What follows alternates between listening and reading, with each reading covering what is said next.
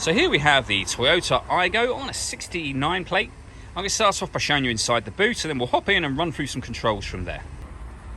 As we approach the back of the car, you can see we have a 50-50 split folding rear seat and plenty of boot space as well. Okay, now that we're inside the car, we're going to start with the dials. We have the rev counter over on the left here, speedometer in the middle, as you can see. In the middle of that, we have the fuel gauge, and it will show you what gear this car is currently in. We're in neutral at the moment, as this is an automatic.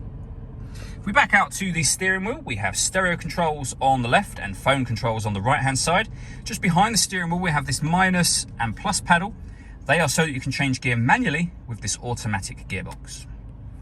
Over in the center, we then have the touchscreen for the car. So up here, you can access things like your audio source, so the way in which you listen to music, FM, AM and DAB radio. As you can see, we have USB input, auxiliary input, and you can stream your music wirelessly via Bluetooth audio as well. So plenty of ways in which you can listen to your music in this car.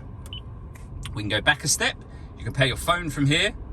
This one here will enable you to plug your phone in for things like Apple CarPlay, Android Auto, for example.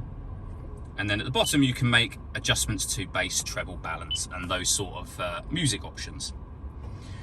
We have the main volume for the stereo just here, voice activation for your phone once you paired your phone. And then below that, we have the air conditioning. So you can adjust the fan speed, the temperature. The air conditioning is either off or on. So it's on when that light shows. This dial will determine where the air is being diverted once it enters the car.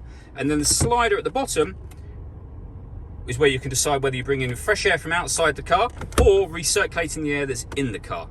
Over this side, that's a great way of heating it up or cooling it down quickly, depending on the temperature you set on this dial here, of course. Under that, we have a 12-volt charging socket, the auxiliary and USB inputs down the bottom here. And then we have the gearbox for or the gear lever for the automatic gearbox. All that leaves me to say is thank you for taking the time to watch this video. If you'd like to come and see the car in person and have a test drive, please feel free to call any of our MJA sites. We'd love to hear from you soon.